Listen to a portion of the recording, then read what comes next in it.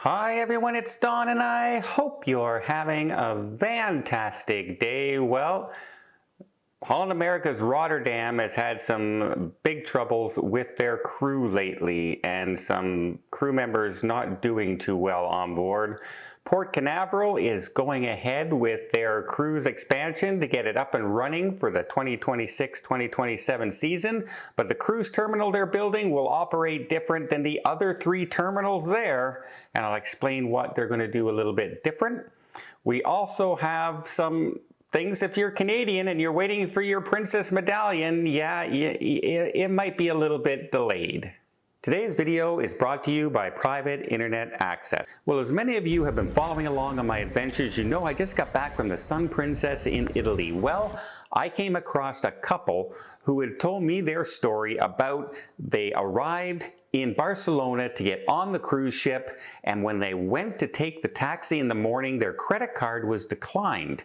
And when they checked in with their credit card company, they had been hacked. And I said, well, have you been using your credit card recently? And they said, yeah, we made a payment just yesterday from our hotel room. And I said, do you have a VPN? And their answer was no. So what does a VPN do? A VPN hides your information from exactly those people. People looking to steal your personal information. People looking to hack into your credit cards and your banking information, and maybe even find out where you live, etc.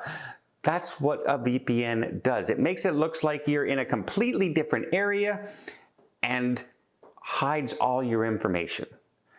Now, why did I choose private internet access for my VPN? Well, it's because I can cover not just one, not just four, but unlimited devices, all under the same plan. And the one thing I really like is they have a no-log policy, which means they don't store any of my personal information, and that's been proven in court by a third-party audit. So if you're interested in protecting your personal information when you travel like I do, why not hit my link and you can get up to 83% off your subscription plus 4 months free. And again, no one should be traveling without a VPN.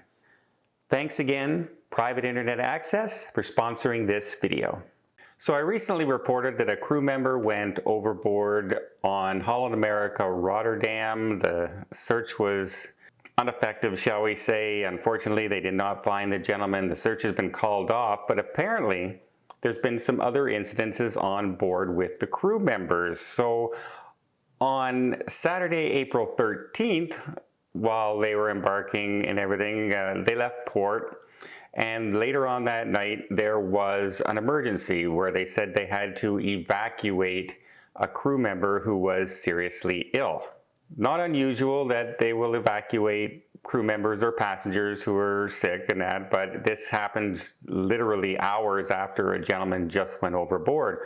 Then the exact same thing happened the following day when the captain announced they had to go and head towards Bermuda because they are now have another crew member who is seriously in critical condition.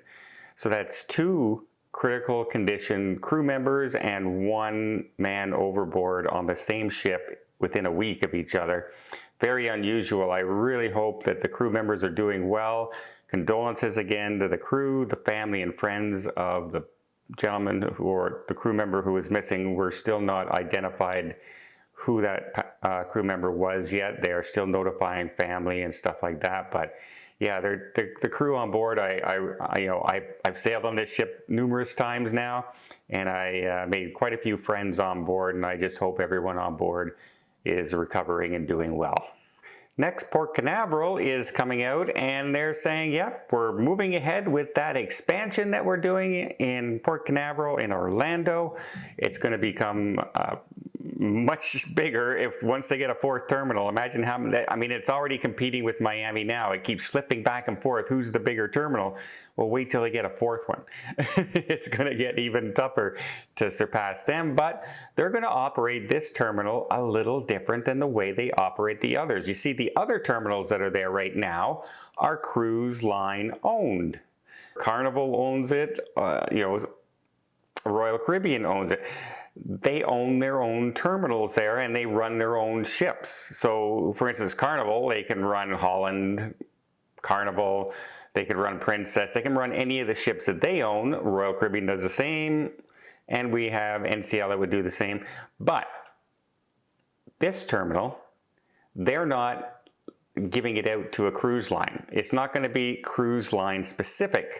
They said if they had that fourth terminal right now, they could be bringing in tons more business immediately, filling that terminal every single day, because the demand for the cruise port is so high, and with all the new ships coming online and the cruise lines just looking for places to go and convenience for their passengers, they would fill this up immediately. So not only will you see the certain cruise lines like Disney and them running out of those cruise ports, but you're going to see more and more other cruise lines perhaps be able to go in and stop at Port Canaveral, book times there, because it won't be cruise line specific for that area. So yeah, a little bit of an interesting twist, and I wonder if more and more cruise, ports might start coming up with that idea, especially, but they also like the fact that when they're building a cruise line specific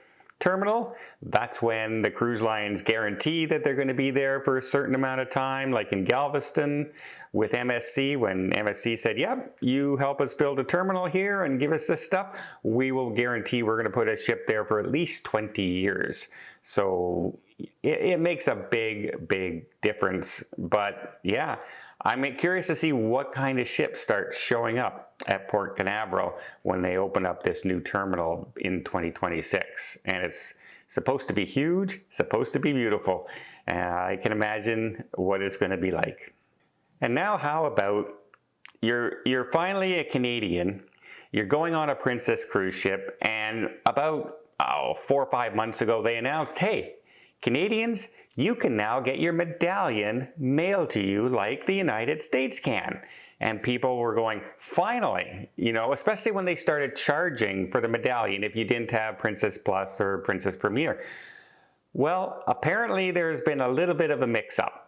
And the the medallions coming in from China, that's where they got them from, are now in Toronto. But they were consigned to one agency, and it's another agency that's supposed to be getting them, that distributes them to the Canadian public. Well, the Canadian, this has to get permission from the other people to pick up the package, and the other people are hemming and hawing and saying, we don't really have an issue. Why do you need that? Like they're competitors, right? They don't really work together. So they're not making it easy for them to get the medallions. Now, the good news is if you do not get your medallion in time for your cruise, when you show up at the cruise terminal port, you will be able to just get a medallion there. That's not an issue. However, you can purchase little extras for your medallion. For instance, myself, my niece likes to collect what's called the cruise ships. So every cruise ship has their own symbol, and they will put it on the medallion for you. So every time I go on a Princess ship, I have to get a different ship medallion that, even if I'm on the same ship I'm on 4 times in a row, I get her a medallion from a different ship because she wants to collect them all. Well, you won't get those medallions figures if you show up at the cruise terminal. You're just going to get the plain old colored ones. And even then, you may be, say, an elite member and you get a black medallion, but they don't have any left. So you get a ruby medallion, and it kind of, well, you're not elite anymore, you're ruby, but they'll still, it'll still show up for all the computers and everything that you're elite. It just can lead to some confusion in the stores. It's just one of those things that pops up now and again that can be an inconvenience to us cruisers that we just don't think about. Nobody thinks about, hey, what happens if there's a goofing error and 500 medallions get stuck in Toronto? No one thinks of that stuff. And again, for the 2 critically injured crew members on the Rotterdam, I hope a quick and speedy recovery. Well, I hope you appreciate this video. If you did, please give it a thumbs up. Want to see more tips, more tricks, more travel vlogs from around the world? hit that subscribe button. Until next time, have yourself a safe and a great vacation.